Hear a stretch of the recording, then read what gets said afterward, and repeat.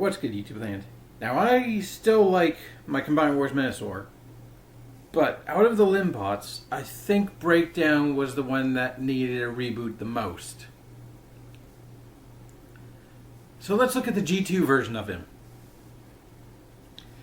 Let's break it down. Break it down! Pun intended. So this is Generation 2 Legacy Breakdown. He sure is a tall... whatever he is. I want to say drink of water, but water doesn't look like that. I like this toy. Let's compare him to Combiner Wars. Yeah, he needed to be less baggy. In many ways. And this color scheme is just the teal and purple. It's something about it. I like it more than the white with deep blue. Because at least this teal doesn't have a chance to yellow. Although it probably does. Who knows with Hasbro in the Plastic Lead days. We might have gotten over the yellowing. You never know, it could come back. Now, this guy, to my eye, does look a little too tall. Like, I think it's mostly in his thighs. Like, his thigh, I think, should end right where the knee joint is. Like, I think his knee should start... Actually, I have no idea how to articulate. I just think his shin should be right there, somehow. But then you probably wouldn't have the knee bend, and I think I can deal with a bit of a lanky thigh. But the backpack. The backpack. You could, if you want, either keep it compact, or where is it? I know you can do it. I swear you can flip it upside down. It doesn't look nearly as bad as it did in initial photography, because oh wow, they could not figure out where to put it properly in the release photography. It does do that. I think that's the way they want it. But other than that, Breakdown is cool. And apparently his personality is boiled down to the paranoid one. Which, given his name, there's an easy joke in there that I'm not going to go to. In Transformers Prime, he was nicknamed War Breakdown. I feel that that's an insensitive joke about PTSD that I don't want to get into. I will do Shell Shock, though. Battle Fatigue. Shell Shock. But he's cool. Let's check out the head. A proper Scramble City peg head. Like his helmet all square. He does have light piping. It's painted over. Can I actually get it to work?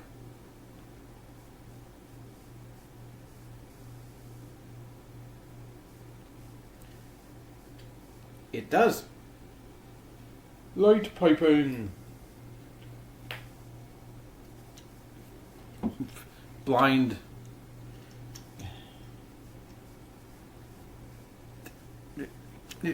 There you go.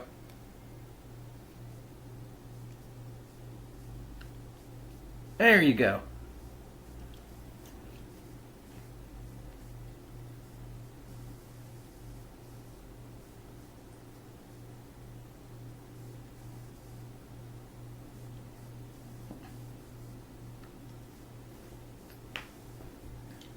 But what else? His arms are honestly almost as lanky as his thighs, which does make him have a nice kind of tall, skinny man silhouette, if it weren't for the massive backpack. He could probably play in the NBA. I like the color they went with, like a slightly different shade of purple on his face. This Cadbury's purple, it almost feels like inverted colors of Cadbury, like the dominant teal with purple highlights. One weird thing is like his hips are not ratcheted, but like to spring back into place. Especially, yeah, this one. This one doing it the most. Like from there to there, it just kind of springs back, but like get it any further and it locks, sort of soft locks, but not like in a video game soft lock kind of way. Yeah. He's cool, articulation wise. The head is on a platform, so you can sink back in, but it's also on a swivel. The shoulders are on hinges. Universal, if you will. So you can go all the way around, all the way out. He can T-pose nicely. Bicep swivel. There's a nice amount of detail on his arms as well. And he has like a play in the paws on his thigh for some reason. Wee. Wrist. It hinges for transformation. And it's a faux ratchet. But I don't think that's actually considered a wrist joint. The waist joint definitely works. Along with those aforementioned hips, can go forwards and backwards. Alongside all the way out. And you have a thigh swivel. That knee bend I was showing off, that feels a bit lower than it should be, but with faux ratchet, you get two locking places for 90 degrees, and you have an ankle forward hinge, and you have a whole foot pivot with this massive plank. So he certainly stands up properly, nice and tall. And here he is with his other G2 compatriots, Dead End. And apparently quite hard to find Shadow Strip, whatever. G2 drag strip. So we're 3/5 of the way through a G2 Menasor, which we're bound to get Wild Rider and Motormaster eventually. I don't know when, but if they keep drip feeding these guys to me, I'll inevitably have my garish 90s Menasor. So, weapon-wise, unfortunately he only gets one gun. He got the shaft when it comes to weapons, because the other two have had two guns so far. He also has this. This is like the spoiler for his car mode, which you can plug into his hand, or try to.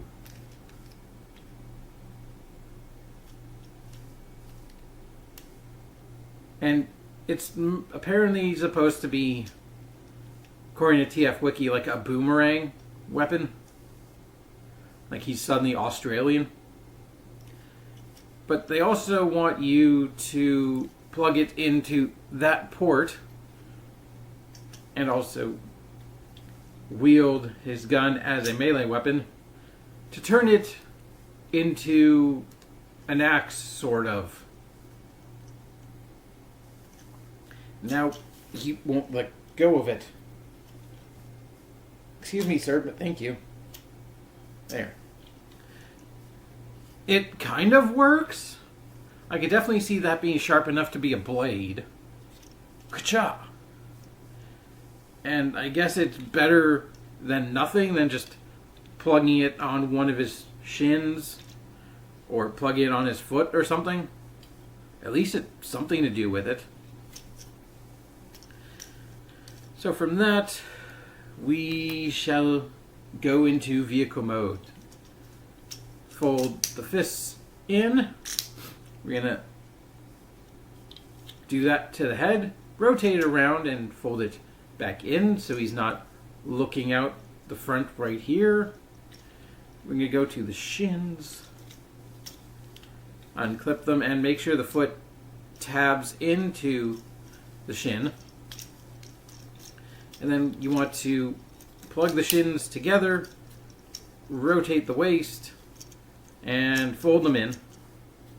You want to do it now because if you do the top half, I find when you fold the feet in, like it clashes with the arms. Like you can see right there's a tiny bit of clashing, but like when the arms are set in their vehicle mode position, it is annoying to get the feet to cooperate. Speaking of arms, I'm going to plug them into the side. They're going to tab in right there. And that is the best time to do that. Same on the other side. Now the hood I find is the hardest to actually like snuggle into its place because it just wants to split apart.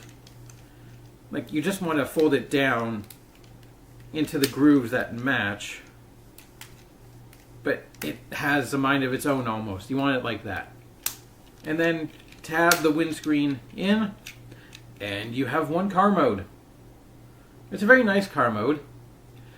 It is unfortunately a combination of his Lamborghini Countach, which is the same car as Sideswipe and Red Alert in them, mixed with Wild Rider's Ferrari 308.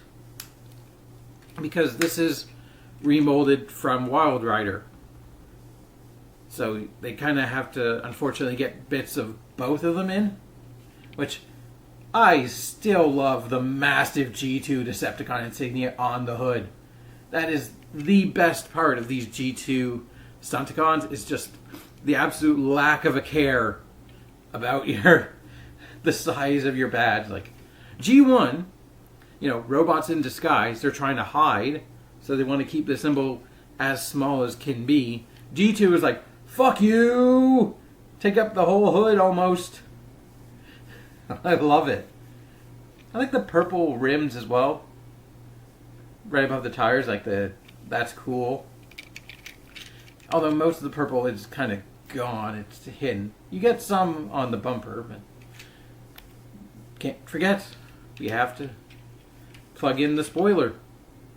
So now it can go faster, because that's what a spoiler does, right? That or leak the plot of movies too early. Like in a trailer that shows off almost everything, and then what's the point of seeing the movie if the trailer spoiled everything for you? But we can take the gun, and in what feels like a very James Bond-esque thing, you can plug it right there to have just a gun hidden under the hood. Just as you're driving, I imagine it wouldn't shoot lasers or anything. Like, it would be one of those, like, James Bond gadgets that shoots oil. So the car behind you slips and you can get away. But that would be back here. It would do something else then to distract if there are cars in front of you in your way. I don't know what that would be, but it definitely feels like something a James Bond car would have. And the only thing is you can kind of tell where the paint is, because this teal doesn't make... It's like teal, slightly different color for the clear plastic. It's not that bad. I only bring it up because it's kind of got really nothing else, but it's a little bit noticeable. So, yeah, size comparison. Give me a sec.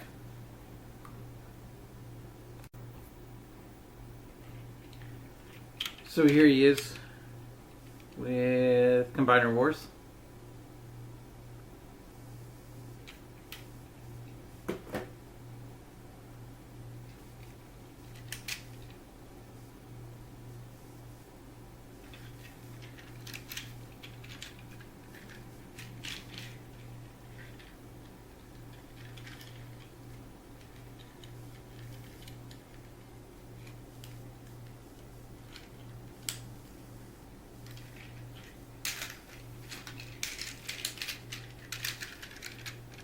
and his other two teammates.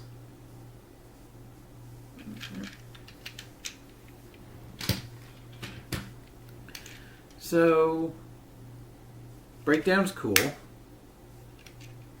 His windscreen wasn't clipped in completely. He's cool. I like this color scheme. It gives him, I want to say, a uniqueness. Because there's like, Dreadwind has a similar teal and purple. But like compared to his G1 colors, there's so many more white and blue bots than there are teal and purple bots that I think this color scheme makes him stand out amongst the crowd a bit more. And that was kind of the attitude, the Generation 2 attitude, if you will. The attitude. It doesn't work, but it was like, stand out, bright colors.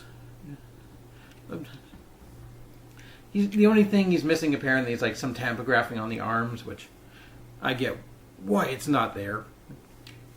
It would just say like Transformers or something, or probably on the sides. He does have a third mode, but I'm afraid I can't show you that. We'll get to it in the eventual Combiner review. So, until next time, I'll go have a little breakdown of my own.